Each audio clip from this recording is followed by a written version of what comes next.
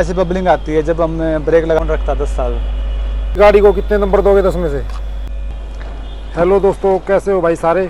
तो दोस्तों आज की वीडियो होने वाली है इस गाड़ी को लेकर, क्रेटा को लेकर। इसका करेंगे ओनरशिप रिव्यू और ओनर हमारे साथ है ये भाई। इसकी गाड़ी है, क्या हाल भाई? बढ़िया भाई साहब, बढ़िया। और सुनाओ। बढ़िया। तो बताओ गाड़ी के बारे में।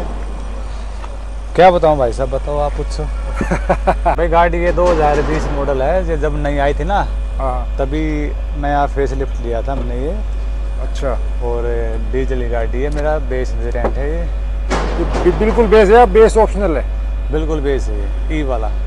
ठीक है ठीक है। फिर कुछ काम भी कराया होगा इसमें आपने या बिल्कुल वैसे स्टॉक वाली गाड़ी? हाँ, थोड़ा बहुत अपने हिसाब से करा लिया, जैसे म्यूजिक सिस्टम हो गया, लाइट वगैरह होगी छोटी मोटी।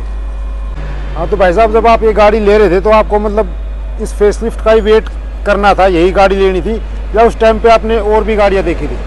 नहीं, मेरे को तो वैसे ओल्ड मॉडल जो क्रेटा थी वो पसंद थी ज़्यादा। तो फिर ओल्ड मॉडल तो आपको डिस्काउंट में मिल जाता उस टाइम? नहीं, उस टाइम पे बंद हो गई थी वो, क्योंकि ये अप्रैल में ये आ गई थी, तो मैंने नवंबर में लिया, तब तक तो सारा स्टॉक खत्म हो गया था। आपने गाड़ी ली थी तो एक्सपीरियंस क्या था शोरूम पे? मतलब आप गए लेने तो कैसा एक्सपीरियंस रहा हुंडई की तरफ से? हुंडई का एक्सपीरियंस पहले भी बढ़िया था और आफ्टर सर्विस भी इसकी बहुत बढ़िया एक्सपीरियंस है मेरा। तो आज तक कोई दिक्कत आती है तो सोल्व जब भी कर देते हैं, तो कोई ऐसा इशू नहीं है मेरा कि भाई कोई मतलब जब आप लेने गए तो वेट करना पड़ा या आपको तभी गाड़ी मिल गई थी? हाँ, थोड़ा वेटिंग था उस टाइम पे, वेटिंग पीरियड चल रहा था। नहीं, मैं उस वाली वेटिंग की बात नहीं कर रहा। जैसे मैंने जब अपनी गाड़ी ली थी तो उन्होंने बोला था सर आज ये गाड़ी रेडी है, लेकिन लग गए 4 घंटे। मैं वहाँ शोरूम पे बैठा था 4 घंटे। वेट तो खैर करवाना पड़ता ही है उनको भी, क्योंकि तीन घंटे तो हमने भी लग गए थे। चलो, तो फिर आपने, अब आपको तो पता है डीजल अब 10 साल ही चलती है, तो फिर पेट्रोल की तरफ क्यों नहीं गए आप? क्योंकि एक तो उसमें एवरेज नहीं है बिल्कुल भी। लेकिन भाई पेट्रोल 15 साल, ये 10 साल। उसका कोई इशू नहीं, क्योंकि कौन रखता 10 साल। सब अपने 5 साल 6 साल 7 साल मैक्सिमम रख लेते हैं अपना। लेकिन फिर रीसेल वैल्यू का भी तो चक्कर आता है ना, इसकी रीसेल नहीं, अभी तो कोई ऐसा इशू नहीं है रीसेल का। अभी भी मेरे इसके लग रहे अच्छे रेट, 8.5-9 लाख रुपए लग रहे हैं इसके अभी आज के टाइम भी। अच्छा। तो कोई ऐसा इशू नहीं है इसका कि भाई रीसेल कम है। इसकी रीसेल बहुत अच्छी है। अगर दिल्ली में ना ले कोई, लेकिन बाहर जो अपनी स्टेट है इनमें पूरी रीसेल वैल्यू चलती है इसकी। चलो, तो दोस्तों मैं एक बार रिपीट कर दूँ, ये गाड़ी चल चुकी है 50,000 किलोमीटर और भाई ने अभी रिसेंटली सर्विस करवाई है जो 50,000 वाली सर्विस है। ठीक है, उससे पहले 40,000 पे सर्विस हुई थी भाई। हाँ, हर 10,000 रुपये। हर 10,000 पे 40,000 वाली थी मेजर सर्विस। आज तक फिर 50,000 चल रही। कोई दिक्कत आई हो गाड़ी में? नहीं, कोई ऐसा इशू नहीं आया इसमें, लेकिन इसका हर साल एक इशू आता है। ब्रेक जो है ना, इसके जो ब्रेक जब हम दबाते हैं ना तो ये बबलिंग करते हैं कई बार।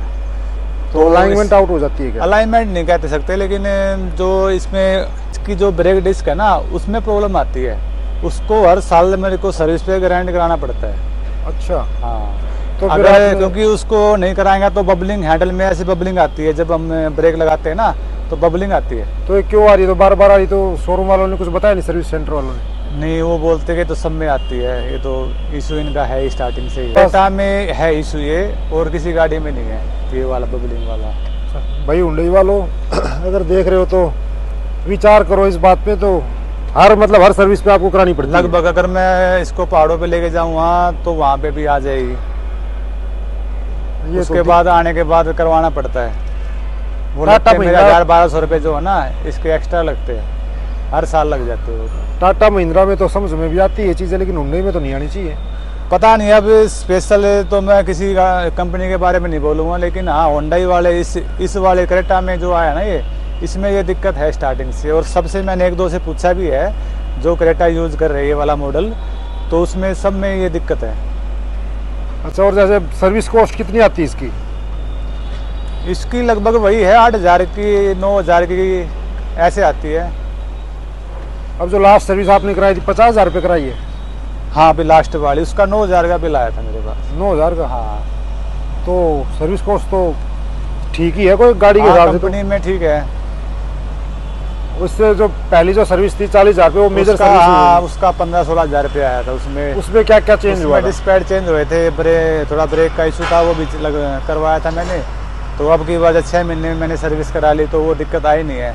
अभी अगर मैं इसको पहाड़ों में लेके जाऊँगा तब पता चलेगा इसका क्या। और जैसे 50,000 गाड़ी चल रही, कोई भी और ऐसी समस्या जिससे आप परेशानी हुई हो? नहीं, और कोई समस्या नहीं है गाड़ी में। गाड़ी का सब कुछ ओके है। एसी भी आज के टाइम में बहुत बढ़िया चल रहा है। कोई कमी लगी हो आपको गाड़ी में भैया होना चाहिए? नहीं, अब उस टाइम पे 11.5-12 लाख के आसपास की आई थी, तो उस रेट के हिसाब से तो गाड़ी बढ़िया आ रही है। आजकल तो खैर कई गाड़ी अच्छी आ रही है, ब्रिजा भी नया मॉडल आ गया तो ये भी अच्छा है, और 1-2 गाड़ी है, विटारा भी आ गई है, तो अब तो कंपटीशन ज़्यादा हो गया। उस टाइम पे तो खाली मेरे ख्याल से किया सेल्टोस थी और ये क्रेटा थी, और तो कोई थी नहीं गाड़ी इसके टक्कर में। और जैसे गाड़ी को आप कहाँ लेकर गए हो लॉन्ग ड्राइव पे?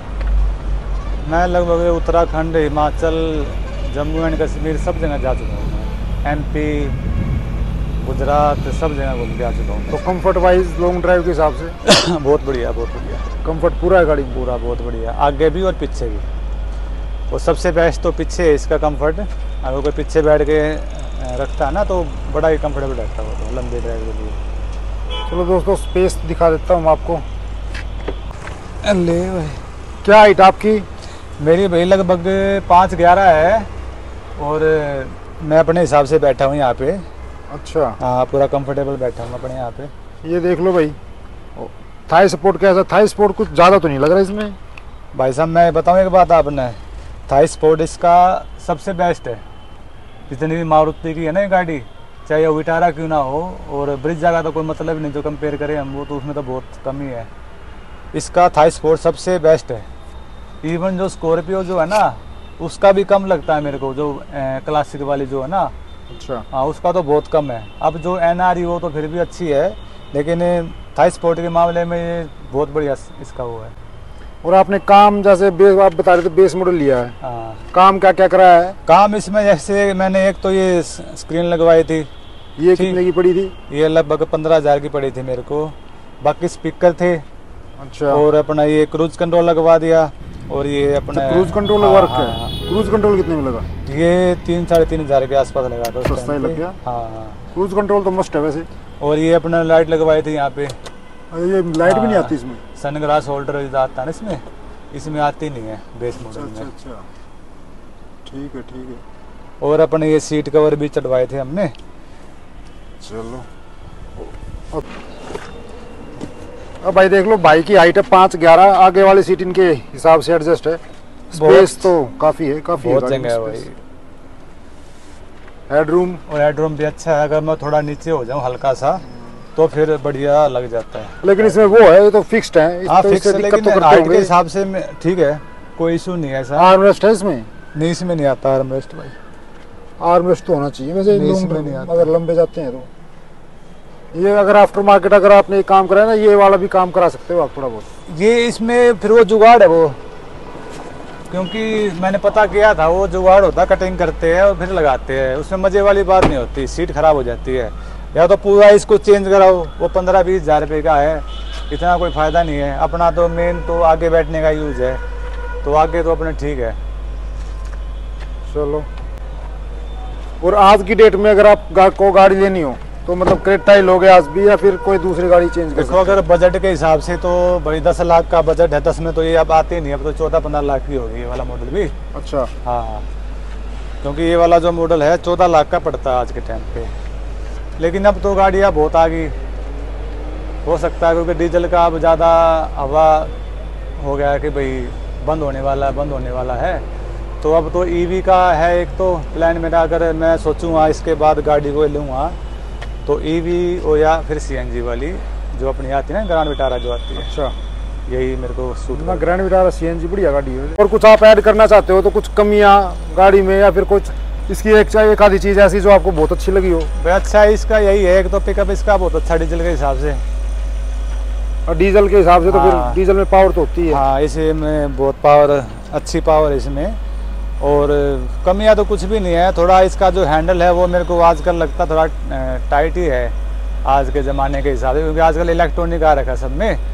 लेकिन डीजल वाली में ज़्यादातर हाइड्रोलिक होता है, पेट्रोल वाली में मिलेगा इलेक्ट्रिक। क्योंकि नहीं, अब जैसे नई जो गाड़ी आ रही है ना उनमें सब में इलेक्ट्रिक है, अब इससे ये वाला मॉडल तो खैर हो गया क्रेटा का, लेकिन इसमें जैसे नियोस आती है और जो गाड़ी आती है उनमें सब इलेक्ट्रिक आता है। छोटी गाड़ी में तो इलेक्ट्रिक आता है, बड़ी हाँ। गाड़ी और खासकर डीजल वाली होगी ना उसमें हाइड्रोलिक ही आता है। नहीं, स्कॉर्पियो एन में अब जो आया है ना बहुत बढ़िया इलेक्ट्रिक वाला है, जो कंफर्टेबल रहता है। चलो जी, तो भाई गाड़ी को कितने नंबर दोगे 10 में से? भाई 10 में 10 नंबर है मेरे हिसाब से तो। 10 में से 10। हाँ। चलो दोस्तों, ये था ओनरशिप रिव्यू क्रेटा डीजल का। 2020 मॉडल है, 50,000 चल चुकी है।